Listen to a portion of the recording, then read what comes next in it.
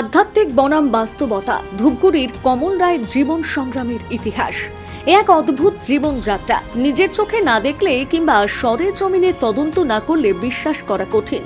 কখনো শুনেছেন কোনো মানুষ বিগত 24 বছর ধরে সামাজিক আর 5 জনের মতন স্বাভাবিক জীবনযাপন করেননি? 24টি বছর তিনি কাটিয়ে দিচ্ছেন চেনা সামাজিক নিয়মের একেবারে বাইরে গিয়ে। ব্যক্তির দাবি দীর্ঘ 24 বছর ধরে তিনি কোনো ভাত খাননি। ফলমূল আর ভারী খাবার বলতে কেবল আটার রুটি খেয়ে পার করে দিয়েছেন এতগুলো বছর। আধুনিক প্রযুক্তি এবং উন্নত সভ্যতার এই যুগে তার পোশাক বলতে শরীরে জড়িয়ে রাখার জন্য একটি গামছা আর মাথায় বাঁধার জন্য আরেকটি গামছা, ব্যাস এভাবেই চলছে তার দৈনন্দিন জীবন। শুনতে অবাক লাগলেও এটি বাস্তব। আরও আশ্চর্যের বিষয় হলো, আমরা যার কথা বলছি সেই কমল রায়ের বাড়ি জলপাইগুড়ি জেলার ধূপগুড়ি ব্লকের গোসাইঘাটে। বর্তমানে 45 বছর বয়সে কমলের সংসারে রয়েছে তার স্ত্রী, মা এবং 2 কন্যার সন্তান। সংসারের রুজি রুটির টানে ধূপগুড়ি সুপার মার্কেটে ভোর 5টা থেকে সন্ধ্যে 7টা পর্যন্ত ফল ব্যবসা করেন তিনি। উত্তরবঙ্গের এই অন্যতম ব্যস্ত কাঁচা সবজির বাজারে প্রত্যেকেই তাকে একজন সুপরিচিত দায়িত্ববান মানুষ হিসেবে চেনেন। ভাবছেন তো এতে নতুনত্ব কোথায়? আসল অভিনবত্ব লুকিয়ে আছে তার যাতায়াতের মাধ্যমে। বিগত 24 বছর ধরে গ্রামের মেঠো পথ ধরে শুরু করে শহরের ব্যস্ততম জাতীয় সড়ক কিংবা ক্রেতা বিক্রেতার গিজগিজ করা সুপার মার্কেট, সর্বত্রই তিনি সাইকেল চালান সম্পূর্ণ হাত ছেড়ে। শুধু দুহাত ছেড়ে সাইকেল চালানোই নয়, তার এই নিত্যদিনের সফরের অবিকল্প সঙ্গী একটি বাঁশের বাঁশি। রাস্তা দিয়ে যাওয়ার কিংবা বাড়ি ফেরার পুরো সময়টা জুড়ে তিনি হাত না ছুঁয়ে সাইকেল চালাতে চালাতে সুর তোলেন তার প্রিয় বাঁশিতে।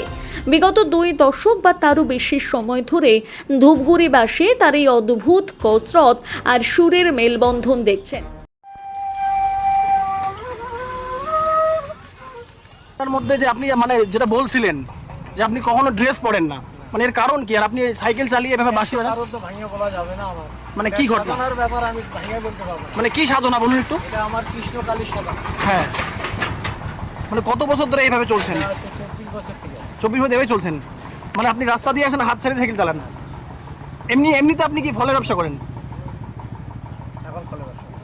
আর এই যে আপনার এই রহস্যটা, এটার পিছনে কি কারণ? কারণ প্রত্যেকেই বলে আপনি নাকি এভাবে রাস্তাঘাটে আপনাকে এভাবে দেখা যায়। আমাকে এইভাবে দেখা যায়। আমি একটা ঠাকুরের আদেশেই চলছি। আগে আমি ভালোই ছিলাম। আগে আমি কারিগরি কাজ করতাম। ওটা পাস হওয়ার পরে ঠাকুর যখন গায়ে আসে তখন আমি তো 5 বছর ঘুরে বেড়াইছি শুধু। হ্যাঁ। কোনো কাজ কামাই করিনি। আচ্ছা, আপনার সঙ্গে সবসময় আপনার বাঁশি দেখা যায়, বাঁশিটার রাখার কারণ কি? কারণ কৃষ্ণ কালীর বাঁশি আমি ওটা তো রাখতেই হবে আমার। বাঁশিটা তো আমি রাখতেই হবে। আচ্ছা, এই বাঁশি কখন বাজান? বাজাই যখন মন চায়, যখন আদেশ, ঠাকুরের আদেশ হয় তখন আমি বাজাই। রাস্তা দিয়ে যখন আপনি আসেন তখনই বাজান? হ্যাঁ। এই দোকানে সব সময় বাজাই না, দোকানে বাজাই না। যখন রাস্তায় সাইকেল চালাই, যখন ঠাকুর আদেশ করে তখন আমি একটু বাজাই, আবার বন্ধ করে দিই। আগে তো বাজাই। যদি কেউ আপনার এই বাঁশি শুনতে চায় সেক্ষেত্রে আপনি শোনাবেন কি? অবশ্যই শোনাই। আমি সব সময়, এখন আমি শোনার টাইম নাই, কারণ ব্যবসা করি, এখন তো শোনার আমার উপায় নেই। ব্যবসা কেমন চলছে? চলছে, মোটামুটি চলছে। সরকারি সুযোগ সুবিধা সবকিছু পান? না, কোনো পাই না। কিচ্ছু পান না? কত বছর ধরে এই ধরনের আপনার এই জীবন আপনার? 24 বছর থেকে বললাম না, 24 বছর থেকে আছি। খাওয়া দাওয়াতে কি কোনো রকম মিশে রয়েছে? খাওয়া দাওয়া হচ্ছে, আমি চালের কিছু খাই না। আচ্ছা, রুটি খাই।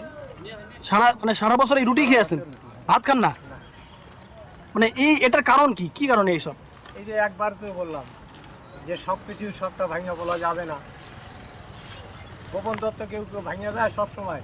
এটা আমার ঠাকুরের আদেশ, আমি চলছি। এখন আমার কতদিন কি হবে এটা তো জানি না। ঠাকুর চালাচ্ছে, আমি চলছি। আপনি কি এটা তাহলে দাবি করছেন যে আপনি যেমন একদিকে যেমন পোশাক পরেন না, অন্যদিকে খাওয়া দাওয়ার ক্ষেত্রে আপনার এই বিষয় রয়েছে? শুধুই রুটি খান? শুধু রুটি। অন্য কিছু কি? আমরা শাকসবজি দিয়ে রুটি খাই। ভাত খান না? না, ভাত খাই না। গেলে ভাত খাই না। কোথাও ভাত খান না? কোথাও যদি যাই আমার খাওয়া না হয় নাই, কিন্তু তাও আমার এতে শারীরিক কোনো অসুবিধা হয় না? না। এই যে ন্যাশনাল হাইওয়ে দিয়ে আপনি সাইকেল চালিয়ে আসেন হাত ছেড়ে দিয়ে, বাঁশি বাজিয়ে, ট্রাফিক পুলিশ বা কেউ কোনো কিছু সমস্যা হয়নি? আমি যদি কাউকে লাগায় না দিতে, আমাকে সমস্যাটা কোথা থেকে আসবে? আমি যে এত বছর চালাচ্ছি, আমাকে কেউ কোনোদিন বলতে পারবে যে আমাকে লাগায় দিছে রাস্তায়? আচ্ছা, বলতে হবে না। আপনার এই কৃতকর্মের জন্য আপনি যা করছেন এটার জন্য কি আপনার কোনো ব্যবসায় বাড়তি কোনো বৃদ্ধি হচ্ছে কিছু? না না না, এইটার সাথে ব্যবসার কোনো তুলনা নেই।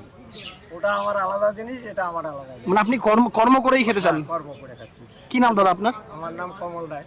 বিগত 24 বছর আগে যিনি আমাদের মতোই এক সাধারণ মানুষ ছিলেন, আজ তিনি এক সম্পূর্ণ ব্যতিক্রমী ব্যক্তিত্ব। ধূপগুড়ির ফল বিক্রেতা কমল রায়ের এই আকস্মিক পরিবর্তনের নেপথ্য কাহিনীটি বেশ অলৌকিক ও অনুপ্রেরণাদায়ক। যদিও নিজের বিষয়ে তিনি খুব বেশি প্রচার চান না, তবুও জানা যায় যে স্কুল জীবনেই তার জীবনের মোড় ঘুরে গিয়েছিল। একদিন স্বপ্নে তিনি পরম পূজনীয় দেবতা শ্রীকৃষ্ণ, মহাশক্তি মা কালীর স্বপ্নাদেশ পান। সেই স্বর্গীয় বার্তার পর থেকে প্রথাগত সামাজিক জীবনের বৃত্ত থেকে নিজেকে সরিয়ে আধ্যাত্মিক দুনিয়ায় সমর্পণ করেন কমলবাবু। এমনকি তার পোশাক আশাক থেকে শুরু করে খাদ্যাভ্যাস সবকিছুই পরিচালিত হয় দৈব নির্দেশিকায়। তবে কমল রায়ের বিশেষত্ব এখানেই যে তিনি আধ্যাত্মিকতাকে আঁকড়ে ধরে বাস্তব সংসার ধর্মকে কখনো অবহেলা করেননি। কেবল সাধনায় মগ্ন না থেকে নিজের বৃদ্ধা মা, স্ত্রী ও 2 কন্যা সন্তানের ভরণ পোষণের দায়িত্ব তিনি কাঁধে তুলে নিয়েছেন। সংসার টিকিয়ে রাখতে তিনি কর্মই ধর্ম নীতিকে অক্ষরে অক্ষরে পালন করেন। বর্তমানে ধূপগুড়ি সুপার মার্কেটে তিনি একজন অত্যন্ত সুপরিচিত এবং বড় মাপের ফল ব্যবসায়ী। বাজারে আর 5টা সাধারণ ব্যবসায়ীর চেয়ে তার সততা ও জীবনধারা সম্পূর্ণ আলাদা হওয়ার তার ব্যবসায় কখনো মন্দা আসে না। এদিকে গভীর আধ্যাত্মিক চেতনা, অন্যদিকে কঠোর বাস্তবতাকে মেনে নিয়ে সংসারের দায়িত্ব পালন, এই দুয়ের এক অপূর্ব মেলবন্ধন ঘটেছে তার জীবনে। যখন আমি ক্লাস 5-এ আসি, ঠাকুরপাট গোসাইরহাট রাজামোহন হাই স্কুলে আসি, তো তখন থেকে দাদাকে আমি দেখে আসছি। এই দাদা মানে তখন থেকেই সাইকেলে চড়ে মানে নানা রকম অঙ্গি ভঙ্গি করে সাইকেল চালান। মানে সেটা কীরকম?